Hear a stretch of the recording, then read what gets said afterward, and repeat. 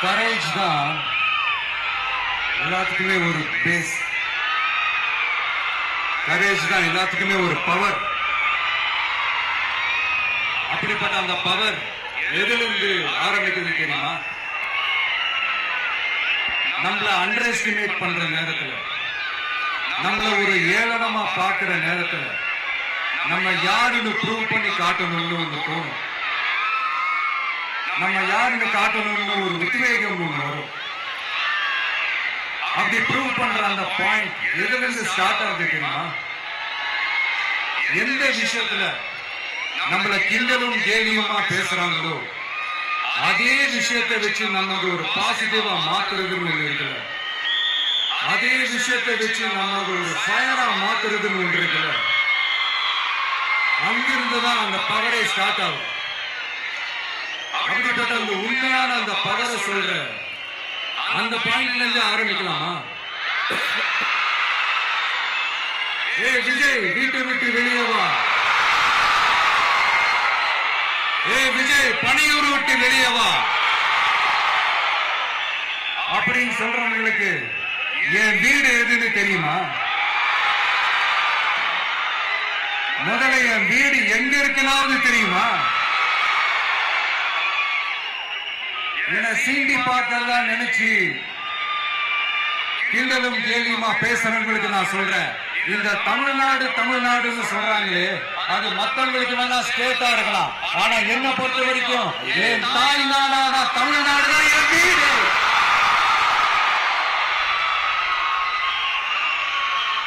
என் வீட்டுல மொத்தம் எத்தனை பேர் இருக்காங்க தெரியுமா? 8 கோடி பேர் இருக்காங்க. ஒட்டுமொத்த தமிழ்நாட்டு மக்களும் என் வீட்டு மக்கள், என் குடும்பம், என் உறவு, என் சொந்தம். எனக்கு எல்லாமும் கொடுத்த 8 கோடி சொந்தங்களுக்கு இனிமேல் எல்லாமுமா கூட நிக்க போறது இந்த விஜய் மட்டும்தான். தமிழ்நாட்டோட முதல் படை வீரனா, தமிழ்நாட்டோட முதல் பாதுகாவலனா அவங்க கூடவே நிக்கணும்ன்றதுதான் என்னுடைய குறிக்கோள். இது விஜய், உங்க கிட்ட ஓட்டு கேட்டு மட்டுமே வரல, உங்க கிட்ட நீதி கேட்டு வந்திருக்கிற. ஆக்சுவலா உங்களுக்காக நீதி கேட்கறதுக்காக தான் நான் அரசியலுக்கு வந்தேன். ஆனா இன்னைக்கு நான் உங்ககிட்ட நீதி கேட்கறதுக்காக வந்திருக்கேன். இந்த விஜய் என்னங்க தப்பு பண்ணா? தன்னை நேசிச்ச தன்னுடைய மக்களுக்காக அரசியலுக்கு வந்தா அது ஒரு தப்பா?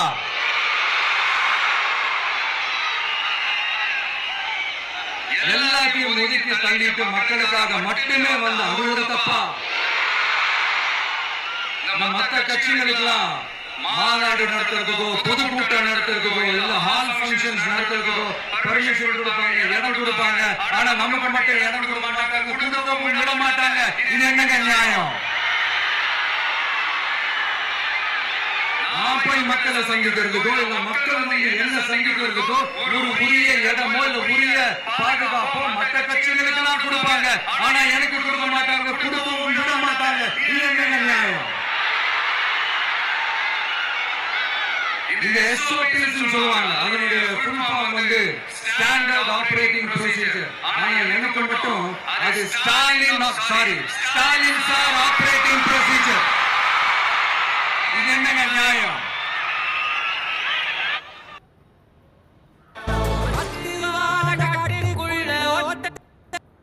நமக்கு எதிராக சூழ்ச்சி செய்யறது யாரு? நமக்கு எதிராக பழி போடுறது யாரு? யாரெல்லாம் முன்னா சேர்ந்து இதெல்லாம் செய்யறாங்கன்றது எல்லாருக்குமே நல்லா தெரியும். அதனால என்னோட சொந்தங்களாக உங்ககிட்ட வந்து நான் நீதி கேட்காம வேற யாருக்கிட்ட தான் போய் கேட்பேன்.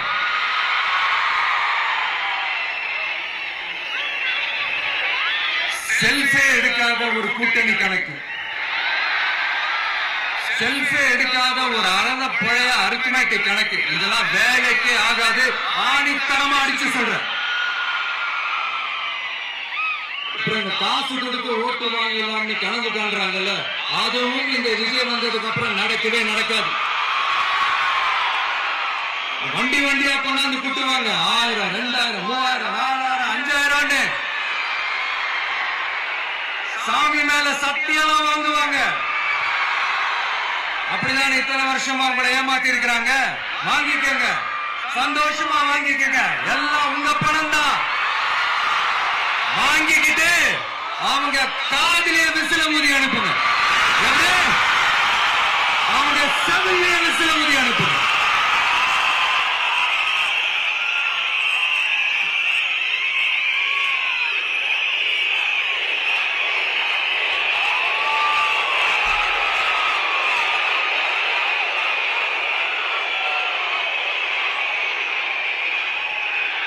அடுத்து நம்மளுடைய ஜென்சி, அடுத்த இளம் தலைமுறையினருக்கும் நான் சொல்லணும்னு நினைக்கிறேன். பணத்தை கொடுத்து ஏமாத்தி ஓட்டு வாங்குற அந்த கலாச்சாரம் ஒழியணும். பணத்தை கொடுத்து ஏமாத்தினா ஏமாறுவீங்க. உங்களை தான் கேட்கிறேன், பணத்தை கொடுத்து ஏமாத்தினா ஏமாறுவீங்க. எல்லாரும் கொஞ்சம் கையை இப்படி வேணுங்க. எனக்காக நான் சொல்றதை கொஞ்சம் ரிப்பீட் பண்ணுங்க. எங்க ஓட்டு எங்க உரிமை. எங்களை யாரும் விலைக்கு வாங்க முடியாது. எங்கள் ஓட்டு விசில் சின்னத்துக்கு தான். வேற யாரையும் நம்பி ஏமாற மாட்டோம்.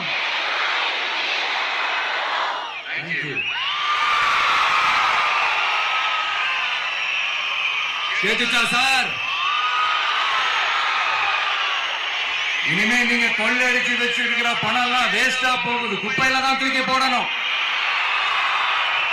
உங்களுடைய இந்த ஊழல் ஆட்சியும் மக்கள் குப்பையில தான் தூக்கி போட போறாங்க. வீட்டில் இருக்கிற என்னுடைய குட்டி நண்பா நண்பீஸுக்கும் சொல்லணும்னு நினைக்கிறேன். வீட்டுல டிவியில உட்கார்ந்து இந்த பிரச்சார மீட்டிங் எல்லாம் பார்த்துட்டு இருக்கீங்க. உங்களையும் உங்களுடைய ஃபியூச்சரையும் மைண்ட்ல வச்சுக்கிட்டு தான் நாம அரசியலுக்கே வந்திருக்கிறோம். அதனால எனக்காக நீங்க ஒண்ணு செய்யணும். தொடர்ந்து செஞ்சுக்கிட்டு தான் இருக்கிறீங்க. நான் நிறைய கியூட்டான வீடியோஸ் நான் பாக்குறேன். உங்க அம்மா அப்பா கிட்ட மைக்க நீட்டி யாருக்கு ஓட்டு போடுவீங்கன்னு கேட்டா பின்னாடி இருந்த அந்த பையன் அப்படின்னு நிறைய அந்த கியூட்டான வீடியோஸ் எல்லாம் பாக்குறேன். அதை தொடர்ந்து தயவு செஞ்சு அதை தொடர்ந்து கண்டினியூ பண்ணுங்க.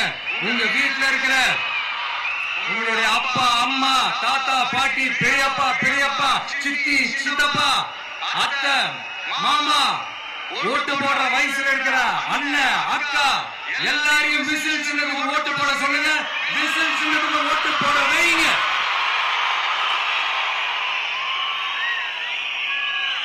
இந்த தேர்தல் நெருங்கிற இந்த நேரத்துல பொலிட்டிக்கலா ஸ்பீக்கிங் பாயிண்ட் ஒரே ஒரு விஷயம் நான் சொல்லணும். நாங்க அரசியலுக்கு வந்தது எந்த கட்சியும் ஒழிக்கிறதுக்கோ அழிக்கிறதுக்காக தான் நாம அரசியலுக்கு வரல. யாரு மேலேயும் தனிப்பட்ட ஒரு வன்மமோ இல்ல தனிப்பட்ட கோபமோ அப்படிலாம் யாரு மேலேயும் கிடையாது. அரசியலுக்கு வரல. அரசியல் ரீதியா நம்மளுடைய எதிரிகள் யாருன்னு டிக்ளேர் பண்ணிட்டு தேர்தலில் நின்று ஜெயிச்சு மக்களுக்காக எங்களுடைய நன்றி கடனை செலுத்துறதுக்காக தான் நாம அரசியலுக்கே வந்திருக்கோம். அவங்களை கேள்வி கேட்கறதுக்கு முன்னாடி அவங்களுடைய இயலாமையை மறைக்கிறதுக்காக இந்த ஏடிஎம் பிடிஎம் இதெல்லாம் கூட சேர்த்துக்கிட்டு ஒரே விஷயத்த சொல்லி அழுகுறாங்க. என்னன்னு சொல்லி அழுகுறாங்க? அனுபவம் இல்லாதவங்களாக எப்படி ஆட்சி அதிகாரத்தை செய்ய முடியும் அப்படின்னு ஒரே விஷயத்த சொல்லி அழுகுறாங்கல்ல. அந்த அழுகைக்கு நாம ஒரு பதிலீடு கொடுக்கணும்ல. மக்களே, நான் உங்களையே கேட்கிறேன், தெரியாம தான் கேட்கிறேன். இந்த அனுபவம் அனுபவம் அனுபவம்னு சொல்றாங்களே, அதிகாரத்தை வச்சு மக்கள் பணத்தை கொள்ளையடிச்சதை தாண்டி வேற ஏதாவது துன்பம் அடைச்ச பெரிய அனுபவம் இவங்களுக்கு இருக்குதா?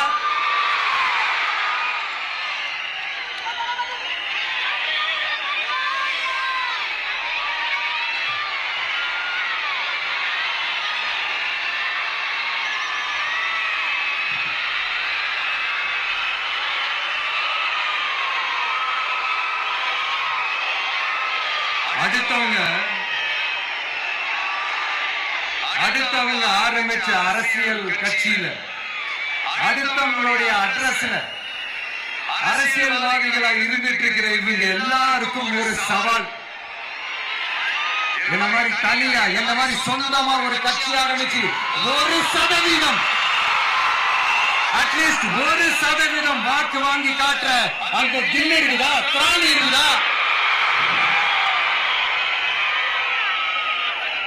30 வருஷமா மக்கள் இயக்கமா இருந்து இன்னைக்கு மிகப்பெரிய ஒரு அரசியல் கட்சியா வளர்ந்து 75 வருஷ கட்சி, 50 வருஷ கட்சின்னு இன்னைக்கு ஆட்சி அதிகாரத்தில் இருந்துட்டு இருக்கிற இவங்க எல்லாரையும் மீறி இன்னைக்கு களத்துல தனியா நின்று இந்த 2 வருஷத்துல முதன்மை சக்தியா வளர்ந்து 30% தாண்டி இன்னைக்கு மக்கள் ஆதரவை பெற்றிருக்கிற நமக்கு அனுபவம் இல்லையா? உங்களுடைய அனுபவம் என்னன்னு சொல்லட்டுமா? கட்சி ஆரம்பிச்ச அண்ணாவை மறந்தது, கட்சி ஆரம்பிச்ச எம்ஜிஆர் அவர்களை மறந்தது, கட்சியை வளர்த்த ஜெயலலிதா மேடம் அவங்களை மறந்தது. இது எல்லாரும் சொன்ன விஷயங்கள், பேசின விஷயங்கள், எதையெல்லாம் ஃபாலோ பண்ணணும்னு சொன்ன விஷயங்கள் எல்லாத்தையும் மறந்தது. இவங்களுக்கு நமக்கு அனுபவம் இல்லையா? நமக்கு அனுபவம் இல்லதான். கொள்ளை அடிக்கிறதுலாம் எங்களுக்கு அனுபவம் இல்லதான். அதெல்லாம் எங்களுக்கு சுட்டு போட்டாலும் வராது. கொள்கையை பேருக்கு மட்டும் வச்சுக்கிட்டு நேரடியா சரண்டர் ஆகிறது, மறைமுகமா சரண்டர் ஆகிறது, இந்த மாதிரி அனுபவம் எல்லாம் நமக்கு இல்லதான். அதுவும் நமக்கு சுட்டு போட்டாலும் வராது. மக்களை நேசிக்கிற நல்ல குணம் இருந்தா போதும். நல்ல சூப்பரான ஒரு நல்லாட்சி கொடுக்கலாம். நல்லாட்சி கொடுக்கிறதுக்கு மெத்த படிச்ச மேதாவிகளா இருக்கணும்லாம் ஒன்னும் அவசியம் இல்ல. காமராஜர் அவர்கள் மாதிரியோ எம்ஜிஆர் அவர்கள் மாதிரியோ மக்கள் சக்தியின் துணையால, மக்கள் மேல அக்கறையா இருக்கக்கூடிய நல்ல அதிகாரிகளின் துணையால சூப்பரான ஒரு நல்லாட்சி என்னால கொடுக்க முடியும், செஞ்சு காட்டுறேன்.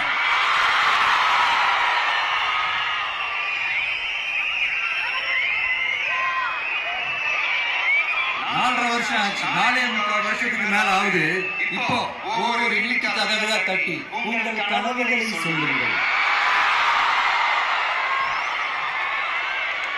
உங்கள் கனவுகளை சொல்லுங்கள், நாங்கள் அதை நிறைவேற்றி காட்டுறோம். இல்ல ஸ்டாலின் சாருக்கு மக்கள் சார்பு கேள்வி, மக்களுடைய கனவு என்னன்னு தெரியுமா சார்? அது சரி, அவங்க என்ன நினைக்கிறாங்கன்னு உங்களுக்கு தெரியாது, அதுக்கப்புறம் அவங்க கனவுகளை பத்தி உங்களுக்கு தெரியும். மக்களோட கனவு என்னன்னு நான் சொல்லட்டுமா சார்?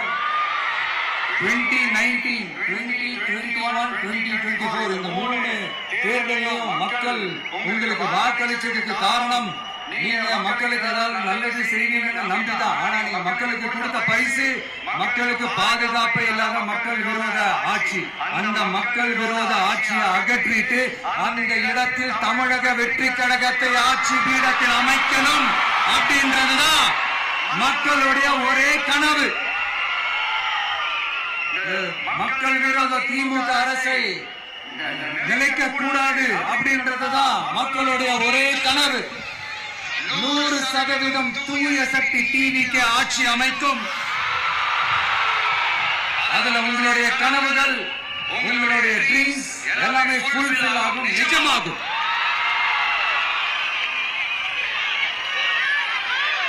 தமிழ்நாடு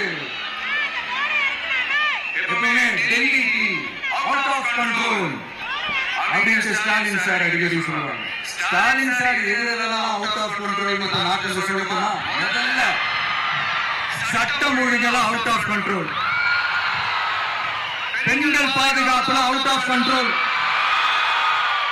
இளைஞர்கள் வேலை வாய்ப்புல அவுட் ஆஃப் கண்ட்ரோல், மொத்தத்தில் அவரோட ஆட்சியே ஒரு அவுட் ஆஃப் கண்ட்ரோல். வருஷம் பிகினிங்ல சட்டசபையில பேசும்போது சொல்றாங்க, மக்கள் எல்லாரும் ரொம்ப மகிழ்ச்சியா இருக்கிறாங்க, அதனால நானும் ரொம்ப மகிழ்ச்சியா இருக்கேன் அப்படின்னு. மக்கள் சந்தோஷமா இருக்கிறத பார்க்கறது கூட ஒரு சந்தோஷம் தான் சார், அது யாரும் இல்லைன்னு சொல்லல. அப்படி உண்மையிலேயே மக்கள் உண்மையிலேயே சந்தோஷமா இருக்கிறாங்க அப்படின்னா ஏன் சார் விவசாயிகள் போராட்டம் நடக்குது, ஏன் சார் மீனவர்கள் போராட்டம் நடக்குது, ஏன் தொழிலாளர்கள் போராட்டம் நடக்குது, தூய்மை பணியாளர்கள் போராட்டம் ஏன் நடக்குது, அங்கன்வாடி ஊழியர்கள் போராட்டம், செவிலியர்கள் போராட்டம், மருத்துவர்கள் போராட்டம், மாற்றுத்திறனாளிகள் போராட்டம், அரசு ஊழியர்கள் போராட்டம், ஆசிரியர்கள் போராட்டம், இடைநிலை ஆசிரியர்கள் போராட்டம், பகுதி நேர ஆசிரியர்கள் போராட்டம், இதெல்லாம் உங்க ஆட்சியில மக்கள் மகிழ்ச்சியா இருக்கிறாங்கன்றதுக்காக நடக்கிற போராட்டமா சார்? எனக்கு தெரிஞ்சு மக்கள் சந்தோஷமா இருக்கிறாங்கன்னா பொங்கல் வச்சு கொண்டாடுவாங்கன்னு கேள்விப்பட்டிருக்கேன். உங்க ஆட்சியில தான் போராட்டம் நடத்தி அவங்களுடைய மகிழ்ச்சியை வெளிப்படுத்துறாங்கன்னு நினைக்கிறேன். இன்னும் தீரவே தீராத பிரச்சனைகள்னா இருக்கிற இடம் பிரச்சனை, பார்க்கிற வேலை பிரச்சனை, பண்ற தொழில் பிரச்சனை, விலைவாசி பிரச்சனை, தண்ணி பிரச்சனை, பஸ் வசதி இல்லைன்ற பிரச்சனை, ரோடு சரியில்லைன்ற பிரச்சனை, ஆஸ்பத்திரி சரியா இல்லைன்ற பிரச்சனை, இப்படிலாம் ஒரு அடிப்படை விஷயங்களே பிரச்சனையா இருந்தா அப்போ ஆளுங்கட்சி எதுதான் இருக்கிறாங்க அப்படின்னு மனசுல தோணும் மக்களுக்கு. ஆட்சிக்கு வர்றதுக்கு முன்னாடிதான் பொய்யா அடிச்சு விட்டீங்க. இப்ப ஆட்சியை விட்டு போகும்போது கூட பொய்யா பேசுறீங்க சார். என்ன சார் இது?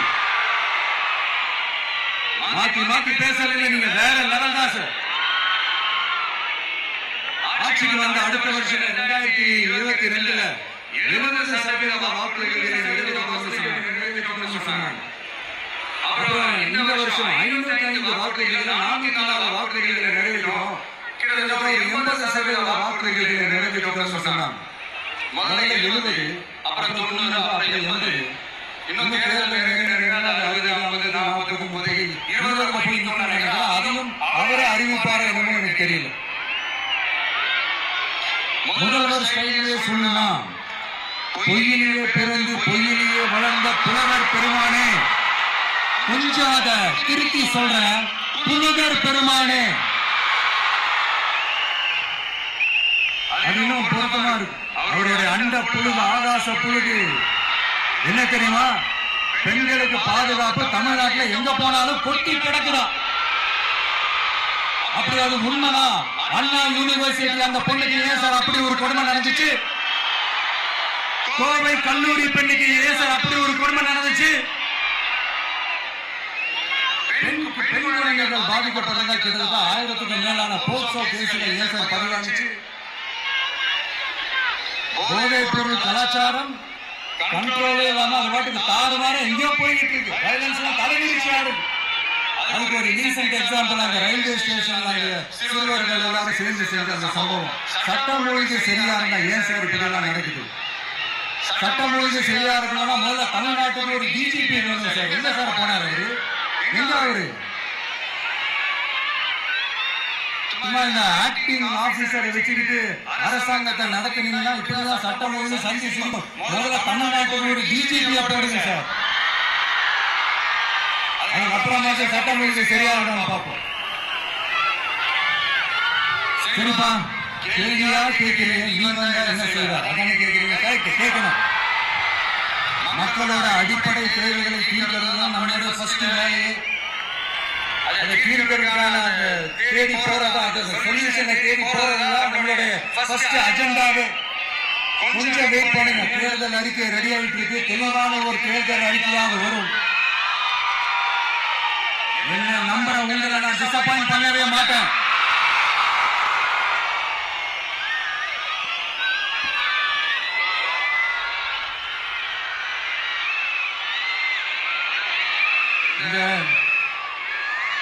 சும்மா ஆட்சிக்கு வரணும்ன்றதுக்காக நடைமுறைக்கு சாத்தியமே இல்லாத இந்த விஷயங்களெல்லாம் வாக்குறுதிகளை நான் இன்னைக்குமே கொடுக்கவே மாட்டேன். அதெல்லாம் ஆட்சி வந்ததுக்கு அப்புறம் கூட அவங்க அந்த இருக்கிற அப்படிலாம் பண்ணிக்கலாம். உங்களுக்காக எந்த எக்ஸ்ட்ரீமும் போய் நான் போராடவும் தயாரா இருக்கிறேன். அதனால நான் மறுபடியும் ரிப்பீட் பண்றேன். இவ்வளவுதான் நான் மட்டும் தான் சொல்லிக்கிட்டு இருக்கேன். இப்ப களமே சொல்லுது, 2 பேருக்கு நடுவுல தான் போட்டியே. ஒண்ணு இன்னொன்னு தூய சக்தி டிவிக்கு, இன்னொன்னு தீய சக்தி டிஎம்கே.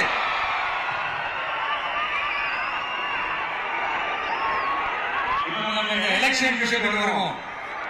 இவரை மட்டும் தான் எதிர்க்கிறாரு, இவங்களை எதிர்க்க மாட்டேங்கிறாரு, அவங்களை பத்தி எதுவுமே சொல்ல மாட்டேங்கிறாரு. நான் கேட்கிறேன், இது யாருக்கான எலெக்ஷன்? தமிழ்நாடு சட்டசபைக்கான ஒரு தேர்தல். இப்ப யார் ஆட்சியில் இருக்கலாம், யாரு பொய்யா வாக்குறுதிகளை மக்களை ஏமாத்துறது, யாரு மக்கள் விரோத ஆட்சியை நடக்கிறது. அப்ப இங்க யாரை அகற்றணும்? இந்த மக்கள் விரோத திமுக அரசை அகற்றணும்னா நம்ம யாரை எதிர்க்கணும்? எதுக்கு தேவையில்லாம பல முறை மக்கள் ஆல்ரெடி டிலீட் பண்ணவங்களை எதுக்கு நம்மளுடைய கான்சென்ட்ரேஷன், நம்மளுடைய டார்கெட் திமுகன்றப்போ டார்க்னஸ் எதுக்கு கல்லெறியணும்? மக்களை விரும்புற விஜய் வேணுமா, இல்ல மக்கள் விரோத ஆட்சி நடத்துற ஸ்டாலின் சார் வேணுமா? அவ்வளவுதான் இந்த தேர்தலே. இதுக்கு நடுவுல வேற யாருமே கிடையாது. புரியுதுங்களா உங்களுக்கு? என் நெஞ்சில் குடியிருக்கும் சேலம் மக்களே,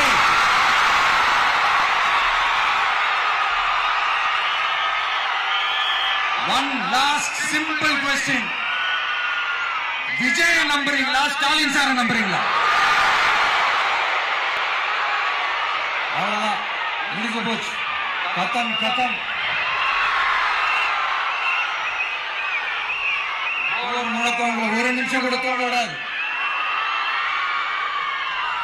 இந்த போன லாஸ்ட் வீக் இந்த டிஎன்பிஎஸ்சி எக்ஸாம்ஸ், இந்த குரூப் 2 எக்ஸாம்ஸ் அதை அனௌன்ஸ் பண்ணிட்டு உடனே அதை கேன்சல் பண்ணிட்டாங்க. இது உலகத்துக்கு எல்லாருக்கும் தெரியும். கேன்சல் பண்ணிட்டு ரொம்ப சிம்பிளா டெக்னாலஜி டெக்னிக்கல் ஃபால்ட் அப்படின்னு சொல்லி அதை கடந்து போயிட்டாங்க. இத்தனை வருஷமா ராத்திரி பகலமா கஷ்டப்பட்டு நமக்கு அந்த வேலை கிடைக்காதான்னு அந்த எக்ஸாம்ஸை ஃபேஸ் பண்ண நம்மளுடைய தம்பி தங்கைகள் எவ்வளவு ஒரு மன உளைச்சலுக்கு ஆளாயிருப்பாங்க. அது யாராவது யோசிச்சு பாத்தீங்களா? ஒரு எக்ஸாம்ஸ் ஒழுங்கா நடத்த தெரியல, இதுல உலக நாடுகளோட போட்டி போடுறாங்க. நம்மளுடைய தம்பி தங்கைகள் நம்ம அம்மா அப்பா கிட்ட சொல்லுங்க, யாரும் தைரியம், எல்லாரும் தைரியமா இருங்க.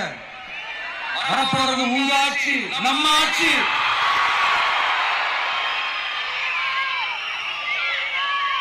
அதனால இந்த மாதிரிலாம் எதுவும் நடக்காம சமநிலைக்கான ஒரு நல்ல ஆட்சியை அமைப்போம். இளைஞர்களின் வேலை வாய்ப்புகளை மனசுல வச்சுக்கிட்டு டிரான்ஸ்பரண்டா அதுக்கான ஒரு தீர்வை காணுவோம். நான் விக்கிரவாண்டி மாநாட்டில் பேசும்போது ஒரு பொலிட்டிக்கல் பாம் ஒண்ணு சொன்னேன், ஞாபகம் இருக்கா? ஆட்சியிலையும் பங்கு, அதிகாரத்திலையும் பங்கு சொன்னேன். இப்போ அந்த பொலிட்டிக்கல் பாம் எல்லா கூட்டணியிலையும் வெடிச்சுக்கிட்டு இருக்கு, தாறுமாற வெடிச்சுக்கிட்டு இருக்கு. ஸ்டாலின் சார்லாம் பதறாரு. ஆட்சி அதிகாரத்துல பங்கெல்லாம் தமிழ்நாட்டில் ஒத்து வராது அப்படின்னு சொல்றாரு. அவங்களை பொறுத்த வரைக்கும் ஜெயிக்கிறதுக்காக மட்டும்தான் கூட்டணி, மற்ற எல்லாத்துக்குமே அவங்க தனி அணி, அவங்க மட்டுமே ஒரே அணி. வெல்வோம் ஒன்றாக, ஆனா வரும் வெல்வெல்லாம் பார்ப்போம் தனியாக. அந்த வெல்வோம் ஒன்றாக இதுதான் அந்த சீக்கிரட்டு. புரிய வேண்டியவங்களுக்கு நல்லா புரியும் நினைக்கிறேன். உங்களோட நான் இருக்கேன், நம்மளோட நம்ம மக்கள் இருக்காங்க. இதுக்கு மேல என்ன வேணும்? கான்பிடென்டா இருங்க, நல்லதே நடக்கும், வெற்றி நிச்சயம். மீண்டும் சந்திக்கும் வரை நன்றி, வணக்கம்.